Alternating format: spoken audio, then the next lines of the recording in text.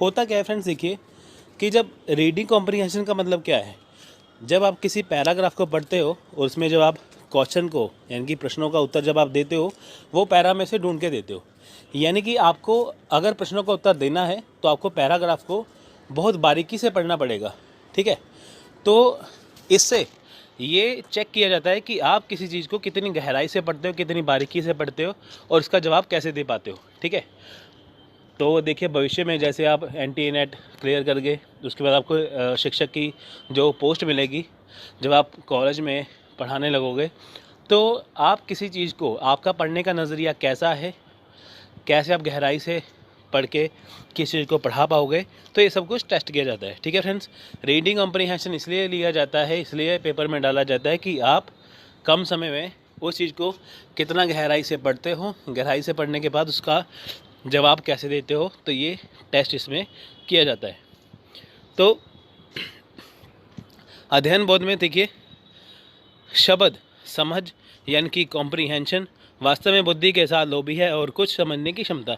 Simple शब्दों में बात करें तो कॉम्प्रिहेंशन का क्या मतलब है, इसका मतलब है कि किसी चीज़ को समझना, ठीक है, यानी कि कुछ समझने की क्षमता, वो क्या है, वो कॉम्प्रिहेंशन कहलाती है। तो नेक्स्ट देखिए, पढ़ना समझ कौशल परीक्षण जटिल नहीं है, यह परीक्षा उम्मीदवार की विश्लेषणात्मक क्षमता पर आधारित है। उच्च अंक प्राप्त करने के लिए बहुत अभ्यास और अतिरिक्त प्रयास करने की आवश्यकता होती है। देखिए फ्रेंड, ऐसा ही है कि अगर उच्च अंक प्राप्त करने हैं, जैसे आपको एंटी नेट में जेआरएफ पाना है, तो आपको पता ही है कि कंपटीशन कितना टफ़ है ना। तो कंपटीशन टफ़ तो है, पर उसमें आप उसमें कैसे जीत पाओगे, आप उसमें अभ्यास करोगे। विलियम शेक्सपियर की एक बहुत ही अच्छी कहावत है, practice makes a man perfect, यानी कि अगर अभ्यास करते रहें, अभ्यास आदमी को सर्वोत्तम बना देता है, ठीक है। तो हम ये बात करते हैं कि अगर आप किसी चीज़ का अभ्यास करोगे तो आप सर्वोत्तम बन जाओगे, ठीक है। तो इसलिए उच्च अंक प्राप्त करने हैं तो हमें अभ्यास की आवश्यकता है। अभ्यास की आवश्यकता हमें कहाँ से हो सकती है, हमें रीडिंग कॉम्प्रिहेंशन से हो सकती है। क्योंकि आप देखिए कि अगर आप किसी प्रश्न का उत्तर देने जा रहे हो तो आपको पैराग्राफ अगर एक बार में ना समझ आए तो आप दूसरी बार पढ़ोगे, फिर तीसरी बार पढ़ोगे। चलो हालांकि इतना टाइम नहीं होता, फिर भी आप समझने की कोशिश करते हो, ठीक है। अध्ययन बोध टेस्ट को क्रैक करने के लिए हमें अपनी तार्किक सोच और आलोचनात्मक सोच को बढ़ाना चाहिए। देखिए अध्ययन बोध जो है टेस्ट को क्रैक करने के लिए, ठीक है, टेस्ट को सॉल्व करने के लिए हमें क्या करना चाहिए, अपनी तार्किक सोच, यानी कि हमें किसी चीज़ के लॉजिक के बारे में देखना है, तर्क के बारे में देखना है कि वो चीज़ कैसी है और इसी के बारे में वो सही है गलत है क्या है। आलोचनात्मक सोच होनी चाहिए, यानी कि अगर हमें अध्ययन बोध यानी कि रीडिंग कॉम्प्रिहेंशन करना है तो तार्किक सोच और आलोचनात्मक सोच को बढ़ाना चाहिए, जिससे हम रीडिंग कॉम्प्रिहेंशन को आसानी से कर पाएंगे, ठीक है। इससे होगा क्या, हम कम समय में प्रश्नों का उत्तर दे पाएंगे। आप देखिए कि जैसे रीडिंग कॉम्प्रिहेंशन के 5 क्वेश्चन होते हैं, वो 5 क्वेश्चन जो है आपको फ्री के नंबर वो दिलवा देते हैं, ठीक है। बस ज़रूरत होती है एक ही चीज़ की, जिसका नाम होता है अभ्यास। आप अभ्यास करते रहोगे, कॉम्प्रिहेंशन का आपको आसानी से हो जाएगा। वीडियो के अंत में आपको मैं एक रामबाण तरीका बताऊंगा रीडिंग कॉम्प्रिहेंशन पढ़ने का या करने का, जिसमें जिस तरीके से आपको कोई भी बुक नहीं पढ़नी, कोई भी कुछ नहीं पढ़ना, बस आप वही तरीका फॉलो करोगे तो आपका रीडिंग कॉम्प्रिहेंशन किसी भी एग्ज़ाम के लिए कभी भी फेल नहीं होगा। आपको हमेशा हर एग्ज़ाम में अच्छे नंबर मिलेंगे रीडिंग कॉम्प्रिहेंशन में, ठीक है फ्रेंड्स। तो वीडियो का अंत तक पूरा देखें। देखिए अध्ययन बोध को करने के तरीके, हमने ऊपर डेफिनेशन देखा, परिभाषा देखी, यहाँ पे हम देखेंगे अध्ययन बोध को करने के तरीके हैं क्या। देखिए पहली बात है कि पढ़ने की गति, आपकी स्पीड, ठीक है, रीडिंग स्पीड यहाँ पे यानी कि पढ़ने की गति, वो डिपेंड करती है कि आप उसको कैसे पढ़ रहे हो, ठीक है। ना ही आप ज़्यादा तेज़ पढ़ें, ना ही आप ज़्यादा स्लो पढ़ें। इतना स्लो ना पढ़ें कि आपका समय निकल जाए, इतना फास्ट भी ना पढ़ें कि आपको कोई समझ ना आए, टाइम वेस्ट हो जाए, ठीक है। तो आपकी पढ़ने की जो गति है वो सही होनी चाहिए। विविध पढ़ने, देखिए समाचार पत्र, संपादकीय, पत्रिका, लेख, किताबें, अगर आप इसको पढ़ते हो, आपको आदत है पढ़ने की, तो आप अध्ययन बहुत आसानी से कर लोगे।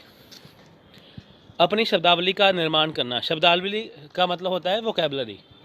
अब देखिए दिन प्रतिदिन नए नए शब्द जुड़ते जा रहे हैं, ठीक है। वोकैब में आपको एक प्रश्न वैसा पूछते हैं, जैसे 5 क्वेश्चन है, 5 प्रश्नों में से आपको एक ऐसा प्रश्न पूछेंगे जो वोकैबलरी पे आधारित होगा, ठीक है, जिसमें आपको साइनोनियम्स, एंटोनियम्स, यानी कि विलोम शब्द या विरोधी शब्द ऐसे कुछ वो पूछ लेंगे, ठीक है। तो आपको उसका जवाब देना पड़ेगा, ठीक है। यानी कि आपकी वोकैब अच्छी होनी चाहिए। पढ़ते समय ध्यान केंद्रित रहे। देखिए, सबसे ज़रूरी बात है कि आपका फोकस होना चाहिए, आपका ध्यान केंद्रित होना चाहिए पढ़ते समय, ठीक है। दिमाग में आपकी कुछ और चल रहा हो, पढ़ आप ये रहे हो, तो आपको कॉम्प्रिहेंशन कैसे होगा, इसलिए फोकस होना ज़रूरी है। दैनिक अभ्यास और बहुत सारी प्रक्रिया। देखिए, दैनिक अभ्यास बहुत सारा ज़रूरी है। दैनिक अभ्यास के बिना आप रीडिंग कॉम्प्रिहेंशन कर ही नहीं पाओगे। ये तो है नहीं कि इस बार आपने कर लिया या पिछली बार आपने रीडिंग कॉम्प्रिहेंशन करा था, इस सेशन के लिए आपने किया ही नहीं। आप इसका दैनिक अभ्यास करोगे तो आपको चीज़ आसानी से हो जाएगी, ठीक है फ्रेंड्स। देखिए, ये तो हो गए तरीके। अब है अध्ययन बोध में आने वाले प्रश्न। तरीकों के बाद मैंने आपको ये बताया कि कैसे कैसे आप करें। अब मैं आपको बताऊंगा कि अध्ययन बोध में कौन से प्रश्न आते हैं, ठीक है। देखिए, पहले तो होता है पद का चयन। तो सबसे पहले प्रश्न आता है पद का चयन, ठीक है। तो कंसेप्ट बेस या इसमें यहाँ पे एक क्वेश्चन आएगा कि आपको ये बताना पड़ेगा, उसमें आपको एक प्रश्न पूछ लिया जाएगा कि ये किस पर आधारित है, ठीक है। फिर आएगा मुख्य विचार। इसका मुख्य विचार क्या है, सेंट्रल आइडिया क्या है, ठीक है। यानी कि जो इसमें अध्ययन बोध या रीडिंग कॉम्प्रिहेंशन किसके ऊपर आधारित है, आपको उसका विचार पूछ लिया जाएगा, ठीक है। जैसे कि शिक्षा पर आधारित हो तो शिक्षा के ऊपर आधारित है, ठीक है, आप उसका पूछ लिया जाएगा।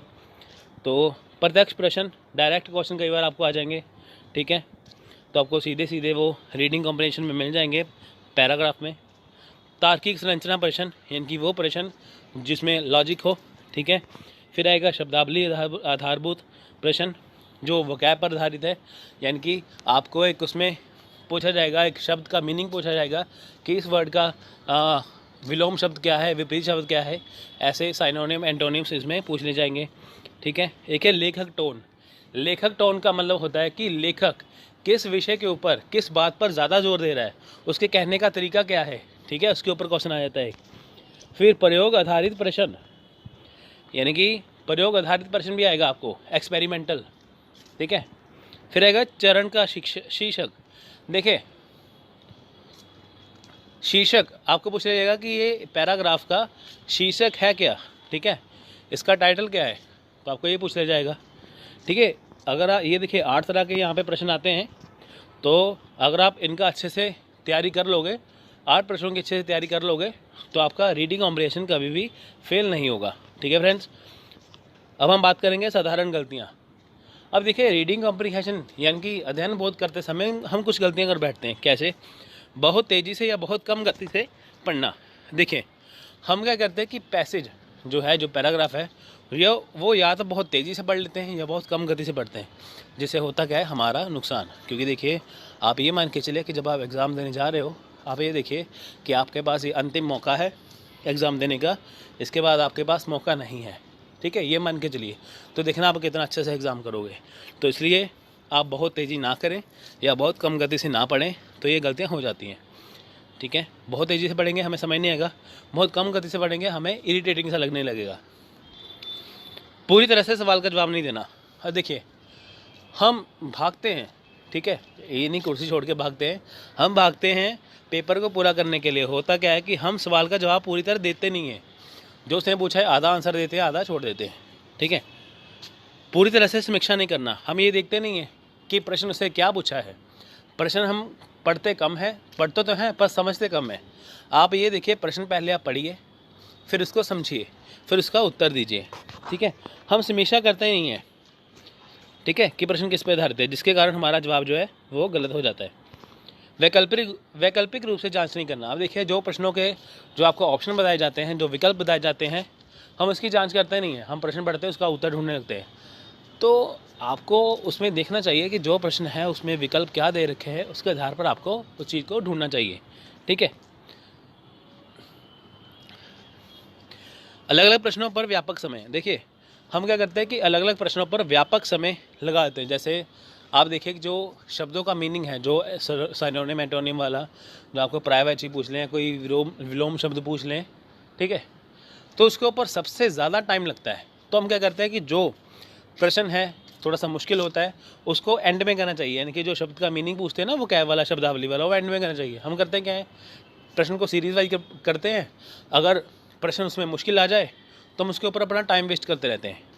तो उसको करने के बजाय, ठीक है, आप पहले बाकी प्रश्न पढ़िए, आपका आसानी से हो जाएगा।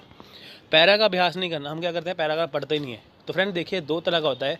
अगर आपके पास समय ज़्यादा है तो आप क्या करें कि आप सबसे पहले पैराग्राफ पढ़िए, फिर आप पढ़िए प्रश्न। अगर आपके पास समय कम है तो आप सबसे पहले प्रश्न को पढ़िए, फिर उसके आप रीडिंग कॉम्प्रिहेंशन यानी कि आप पैरा को पढ़िए। तो सबसे बेस्ट तरीका यही है कि आप पहले प्रश्नों को पढ़िए, फिर आप क्या करें, फिर आप उसका पैराग्राफ में आंसर ढूंढने की कोशिश करें। तकरीबन ये होता है कि जो प्रथम प्रश्न होता है उसका उत्तर एक दो पहले ही लाइनों में मिल जाता है। ठीक है, पैरा का अभ्यास नहीं करते, पैरा पढ़ने में रुचि ना रखना। हमें थोड़ा सा जल्दबाजी होती है, इरिटेटिंग होती है कि यार ये कब ख़त्म हो। रीडिंग कॉम्प्रिहेंशन हमारे दिमाग में होता है कि हम इसको ख़त्म करें फटाफट, जिसमें हमारी रुचि रहती नहीं है तो हम उसका आंसर गलत देते हैं। जिसका हमें रुचि ना हो तो आपका वो काम सही से हो नहीं पाता। ठीक है, नेक्स्ट है पैसेज को हल करने के सलाह। देखिए, अब पैसेज को हल करने के लिए सलाह क्या है, हमने ऊपर तरीके देखे थे, अब हम सलाह देखेंगे। देखिए, पैसेज को ध्यान से पढ़ें, ठीक है, जो पैराग्राफ है ध्यान से पढ़ें। यदि दृष्टिकोण का मूल्य है, यह दृष्टिकोण का मूल्य है, आपको बहुत ध्यान से पढ़ने की आवश्यकता है, आधा ना पढ़े। देखिए, पैसेज को आप पहली बात तो पूरा पढ़ें, फिर ध्यान से पढ़ें। ऐसे पढ़ें कि आपको दोबारा पढ़ने की ज़रूरत ही ना पड़े। ठीक है, आपके दिमाग में कुछ क्वेश्चन वो कुछ बातें आ जाएँ। देखिए, सबसे पहले देखिए, हम जैसे कोई अखबार पढ़ते हैं, खबर पढ़ते हैं ना कोई, हम खबर पढ़ते हैं तो उसको इस हिसाब से पढ़ते हैं कि वो हमें याद हो जाती है। ठीक है फ्रेंड्स, देखिए, अगर हम किसी चीज़ का रट्टा मारें तो वो हमें याद नहीं होगी, हम उसको पढ़ें तो हमें याद हो जाती है। जैसे आप कोई अखबार पढ़ते हो, अखबार में कोई खबर पढ़ते हो, आप उसको एक बार पढ़ते हो, फिर आप दूसरी बार पढ़ते हो, आपको खबर याद हो जाती है। तो आपने क्या किया, आपको अगर कोई अगले दिन खबर पूछ ले तो आप पूरी खबर बता देते हो, चाहे जितनी मर्जी बड़ी खबर हो। अब आप देखिए कि अगर आपको खबर जो न्यूज़ है वो याद हो सकती है तो पैराग्राफ तो बहुत मामूली सी चीज़ है, तो आपको ये क्यों नहीं ऐसे याद हो सकता है ना। तो सिंपल सा मतलब है कि पहले आप एक बार पढ़िए, फिर आप दूसरी बार पढ़िए, आपको याद हो जाएगा। पढ़ने के बाद एक बार प्रश्न पढ़ें, पैरा पढ़िए फिर प्रश्न पढ़िए, यह महत्वपूर्ण है। देखिए, प्रश्न आपको यह विचार देंगे कि प्रश्न किस भाग से पूछे गए हैं। देखिए, प्रश्न आपको यह विचार देंगे कि यह प्रश्न किस भाग से पूछे गए हैं। देखिए, पढ़ने के बाद जब आप एक बार प्रश्न पढ़ोगे तो आपको यह पता चल जाएगा, यह विचार आपके मन में आएगा, दिमाग में आएगा कि प्रश्न किस भाग से पूछे गए हैं। ठीक है, तो आप आसानी से उसका जवाब दे पाओगे। जैसे पहले प्रश्न का उत्तर जो है वह पहली 2 लाइनों में मिल जाएगा, दूसरे प्रश्न का उत्तर आपको वो नेक्स्ट अगर 2 पैराग्राफ दिए तो आपको दूसरे पैरे में मिलेगा। तो ये सब चीज़ आपको दिमाग में आ जाएंगी। यदि आप प्रश्न का सटीक उत्तर नहीं जानते हैं तो आपको उस हिस्से को फिर से पढ़ने की आवश्यकता है। यदि आपको लगता है कि आप किसी प्रश्न का उत्तर जो है वो सटीक तरीके से नहीं जानते, आपको पता नहीं है, तो आपको उस हिस्से को फिर से पढ़ना चाहिए कि ताकि आपका उत्तर गलत ना हो जाए। पढ़ते समय आपको कुछ शब्द बोल्ड में मिलेंगे, जैसे यहाँ पे शब्द बोल्ड में लिखा है ना, ये थोड़ा सा डार्क है, आपको कुछ शब्द यहाँ पे बोल्ड में मिलेंगे पैराग्राफ में, तो उन शब्दों पर ध्यान दें। जब आप प्रश्न पढ़ते हैं तो आपको उन शब्दों से संबंधित प्रश्न मिलेंगे। जब आप देखिए, आप शब्द जो पढ़ते हो, ठीक है, आपको उन शब्दों से संबंधित प्रश्न मिलेंगे जो आप बोल्ड हैं, जो शब्द बोल्ड होते हैं। ठीक है, या तो पर्यायवाची या तो विलोम शब्द पूछे जाएंगे। देखिए, वोकैब की बात करें, या तो आपको पर्यायवाची शब्द पूछ लिया जाएगा या आपको विलोम शब्द पूछ लिया जाएगा, जिसे इंग्लिश में साइनोनिम्स एंटोनिम्स कहते हैं। यदि आप शब्द नहीं जानते तो फिर से लाइन पढ़ें। अगर आपको शब्द का मीनिंग नहीं पता तो आप फिर से उस लाइन को पढ़िए, तो जिसको पढ़ने से आपको उसका मीनिंग पता चल जाएगा। अगर आपको फ्रेंड्स देखिए इंग्लिश में नहीं आप मुश्किल लगता है तो आप हिंदी में पढ़ लो। ठीक है, अब उसका उत्तर आसानी से दे पाओगे। आमतौर पर एक और आम सवाल यह है कि एक उपयुक्त शीर्षक का चयन करें। देखिए, आपको एक शीर्षक का चयन करना है, वही जो आपको मैंने 8 तरीके बताए प्रश्नों के, आपको उसका अच्छे से अध्ययन करना है। तो आपको उन्हीं प्रश्नों के उत्तर जो है ढूंढने हैं, क्योंकि इन प्रश्नों के अलावा कोई और प्रश्न नहीं आता। ठीक है, अगर आपको वो प्रश्न आपके दिमाग में, आपको जो मैंने 8 तरीके बताए, अगर आप वो देख लोगे तो आपका रीडिंग ऑपरेशन हो जाएगा। अब देखिए, शीर्षक जरूर पूछते हैं। अब आपको एक शीर्षक का चयन करना है कि इसका शीर्षक है क्या पैराग्राफ का, उसमें आपको 1 नंबर मिल जाएगा। ठीक है, एक प्रश्न आपका सही हो जाएगा, 2 नंबर आपको मिल जाएंगे। अगला आम सवाल यह है कि विषय पर लेखक का क्या विचार है आदि फिर से इन सवालों को पारित होने के बार बार पढ़ने पर स्पष्ट हो जाएगा। उत्तर में दिए गए विकल्प बहुत प्रमुख है। देखिए, पहले बात तो हम शीर्षक का हमने चुनाव कर लिया, फिर हम देखेंगे कि जो लेखक की टोन क्या है, यानी कि लेखक विषय पर क्या विचार दे रहा है, उसके लेखक के विचार क्या, हमें उसको भी जानना है। ठीक है, कई बार क्वेश्चन बोल लेते हैं कि बताइए कि लेखक ने किस बात पर ज़्यादा जोर दिया, लेखक के क्या विचार है। अंतिम, ठीक है, यदि आप पाते हैं कि आपके लिए समझना यानी कि जो अध्ययन बोध है थोड़ा सा मुश्किल है, तो अनुमान के आधार पर मुश्किल सवालों का प्रयास ना करें। तो आप बिल्कुल वहाँ पे ट्रिक ना लगाएं। अगर आपको लगता है कि आपका जो पैराग्राफ है मुश्किल है, अब वहाँ पे ट्रिक ना यूज़ करें। ठीक है, यदि आप समझ नहीं पाते तो सवाल छोड़ दें और आसान फॉलो प्रश्न का प्रयास करें। यदि आपको लगता है कि आप इसका आंसर दे नहीं पाओगे, बहुत ज़्यादा टफ है, दुनिया का सबसे टफ क्वेश्चन आपको पूछ लिया गया है, तो आपको उसका सवाल का जवाब नहीं देना है। आप तब तक दूसरे उत्तर को ढूंढिए, जब वो हो जाए तो आप एंड में उसका आंसर ढूंढिए, क्योंकि इससे आपका टाइम वेस्ट नहीं होगा। ठीक है, आपको एक या दो प्रत्यक्ष प्रश्न मिलेंगे जो आप आसानी से उसका हल कर पाओगे।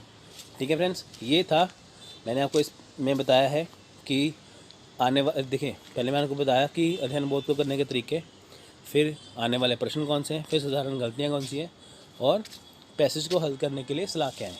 ठीक है, अब मैं आपको बताऊंगा रामबाण तरीका, जिसमें आपको कोई भी बुक की ज़रूरत नहीं पड़ेगी, कोई भी कुछ करने की ज़रूरत नहीं पड़ेगी। ठीक है, रामबाण तरीका क्या है, देखिए, दैनिक समाचार पत्र संपादकीय पृष्ठ पढ़े। अगर आप कोई भी अखबार पढ़ते हैं, कोई भी न्यूज़पेपर पढ़ते हैं, चाहे वो इंग्लिश की हो, हिंदी की हो, पंजाबी हो, किसी भाषा में हो, वहाँ पे एक पेज होता है एडिटोरियल, जिसे इंग्लिश में एडिटोरियल कहते हैं और हिंदी में मतलब होता है इसका संपादकीय। उस पेज को आप डेली पढ़ोगे, वहाँ पे देखना आपको जो न्यूज़ है उसके बारे में कितना अच्छे से जानने को मिलेगा। ठीक है, संपादकीय एक ऐसा पेज है जिसको करने के बाद आपको कभी भी ज़िंदगी में रीडिंग कॉम्प्रीहेंशन के लिए कभी कोई बुक पढ़ने की ज़रूरत नहीं पड़ेगी। उसमें आपको देखना है कि इतनी नॉलेज गहराई से दी जाएगी, आप फैक्ट को कितने आसानी से याद कर पाओगे।